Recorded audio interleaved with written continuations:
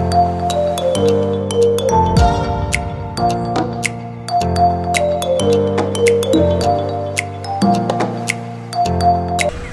guys! Welcome back to our channel. So ngayon ay nandito na tayo sa Terminal 3 and currently papunta tayo sa Boracay ulit. So kasama natin si Saint, si Daddy at yung ating mga tropa. And currently I am 8 months pregnant na.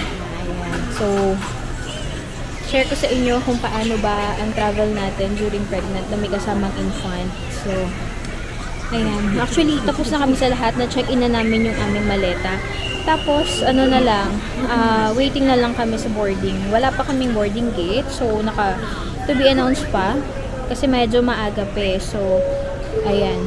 Yun na lang yung inaantay namin. So, in terms of, requirements naman, wala namang iba kundi valid ID lang at saka yung boarding pass. So, make sure to print your boarding pass kasi kanina sa pila, meron dong QR lang siya galing phone. So, kailangan daw boarding pass kasi meron naman ng mga kiosk wherein pwede kang mag-print ng sarili mong boarding pass. So, yun. Make sure na lang din na mag-print kayo together with your ID para tuloy-tuloy na lang kayo papasok. Ayan. Alam nyo ba guys, sobrang daming tao ngayon dito sa domestic, no? Mainit siya. Oo, mainit. Pero carry naman. So, nga pala yung transfer, usually sanay kami sa DIY. So, ngayon, nag-try ako kumuha ng transfer, which is parang mura lang naman. Boracay Water Activity siya. Actually, nakita ko siya una sa TikTok. Tapos, minessage ko sila sa Facebook. So, dun ko sila nakausap. So, 950 each. Yon. So, kinompute ko kasi kapag DIY, parang nasa 900 or 850 rin ang isa. Yun, parang sila na mag-aayos ng lahat. So, kung kinuha ko na lang din sila, 950. So, check natin later kung paano yung service nila. And guys, naglalaro si Saint at si Shantrea.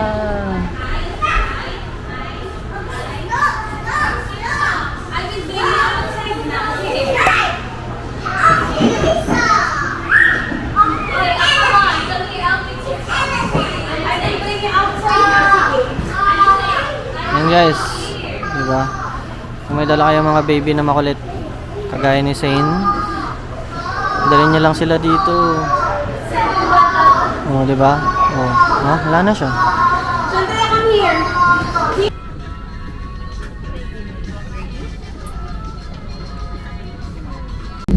Let's go. Up to Bora guys for the third time around. Let's go. Quick escape lang sa lahat ng stress sa work, sa lahat ng stress sa buhay. Minsan kailangan natin to guys. Kaya kayo, kung kailangan nyo rin kailangan nyo rin tumakas saglit sa mga problema, go lang. Hindi naman kailangan sumakay ng eroplano o gumastos ng malaki. Kahit sa mga tabing ilog lang, sa mga dagat na marating lang ng sasakyan. Ito guys, ito na talaga. Ayan na.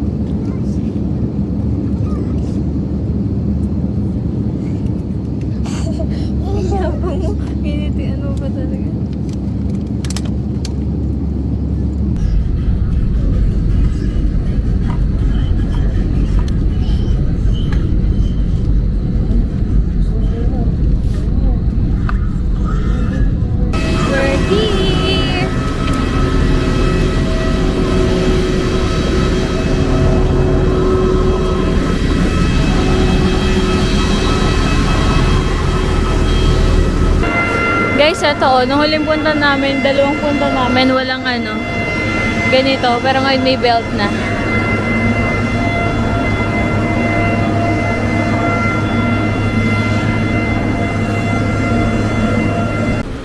Ayan, paglabas pala, nandito na lahat ng booth. Nag-iba na pala sila. So, before kasi nasa loob ng airport. So, ngayon dahil kumuha kami ng transfer, hahanapin namin yung booth number 15. And doon namin sasabihin yung details para bigyan daw kami ng ticket. Pero pwede pa rin mag-tricycle. Oh, yeah, pero pwede pa rin mag-tricycle, 75 each. Kay Ate Levy. Hindi po, 8 po kami. Under what name po? Ira Nolasco. Kaya nakuha na namin, hinihintay na lang yung van. Bibigyan lang ng ganitong sticker. Ayan, yung price nga pala nito is, ayun, kung hindi ko pa nabanggit kanina, is 950. Hanggang doon na daw yun. Ito na, naka-van na. So, previously, lagi kaming naka-tricycle, so ngayon naka-van. Ayan yung sa tricycle. Ayan.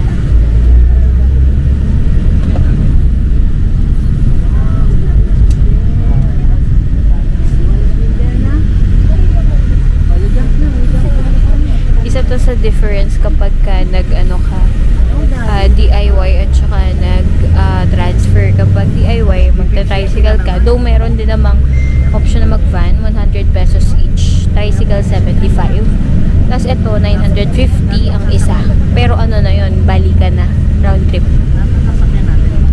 Ayan, so nandito na kami. May mga porter na pala. So 250 lahat na daw nung gamit namin. So yun, kumuha na lang kami kasi medyo mahirap kasi alam nyo na 8 months pregnant, tapos may dalawa kaming bata. So yan, pagdating dito sa Tabon Port, naman daw, hanapin lang si Ate Levy. So usually, meron dito binabayan 150 para sa environmental fee and then 150 din para sa terminal fee. Terminal fee ba lang? Tsaka environmental. Yun, 150 yun, tapos 50 para sa boat. Pero dahil meron kaming binook, so ayan na. Hindi na kami magbabayad, kasama na daw yun. Ayan, so after dun sa dito sa Tabon Port, nagbayad na kami ng 950. Tapos bumili na ng boat ticket. So ngayon, ay pasakay na kami ng boat. Yun yung kagandahan na buko mo kami ng porter. Ayan, bago na nga pala to kasi before, hindi naman sementado to. Ayan.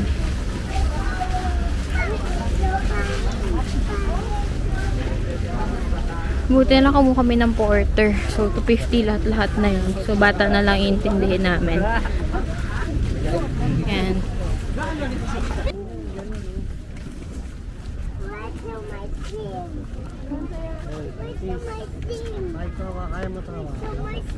Yan. Dito ko aapak sa mga ganito. Hoy, careful, Alison. Slowly, slowly. Ingat na lang, guys. Kasi ayan, oh.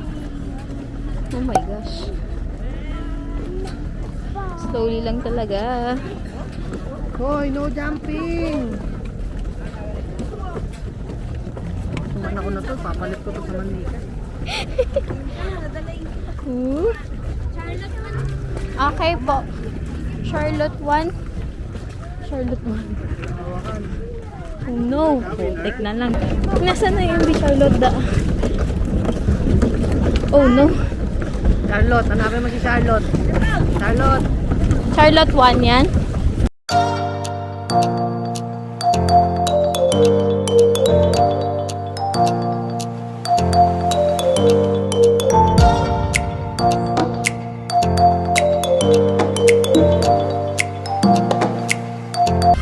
Ayan, after dun sa port, sinundo na kami agad nung galing dito sa transfer namin Ate Levy, and then sakay na kami ng e-trike papunta sa hotel namin, which is Julius Italian Resort.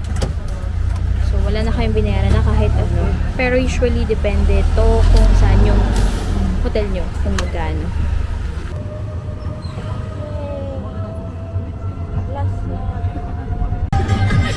Nakababa yung kami mo. Nilalabanan ka na. Kunti pa daw.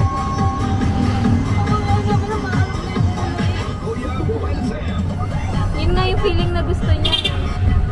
Parang ito, ayun, nakatulog na. Kakaganon. Ay, hindi kulay na mag-spray. Pa-silver mo. Pa-silver mo. Tama yung sak. Ito mo yun, silver mo.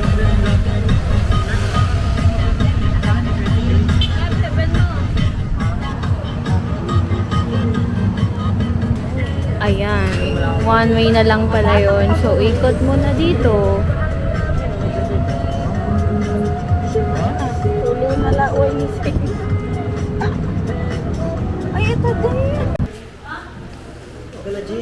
Pa-juice din sila guys.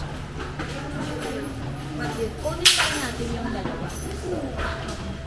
Okay na po yung room yung papahatid ko lang.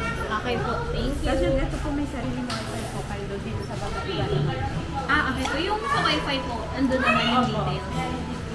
Gusto ko picturean nyo na lang yung dito na wifi. Pwede din po. Para dito meron. Kaya sir, thank Hi guys, so ayun na nga, nandito na kami sa hotel room namin. Okay naman siya, VIP room pala to. And meron siyang 3 bedrooms, so I think good still na to. Mura lang siyang nakuha. Siguro i-share ko siya sa other videos. Pero yun na nga, 950 yung binayad namin sa transfer. So diretso na yun hanggang dito. Tapos susundin kami dito kapag check out na. So back and forth na yun. So I think panalo na din naman siya.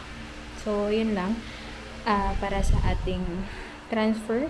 So, if you like this video, please like, share, comment, and subscribe. And if ever na gusto nyo malaman kung paano kapag DIY, meron tayong mga old videos dyan. Check nyo lang yung channel namin para makita nyo din kung paano naman kapag DIY. So, ayun, nasa 8-month pregnant. Medyo mahirap and challenging, pero at least kinaya. Yun lang. Thank you.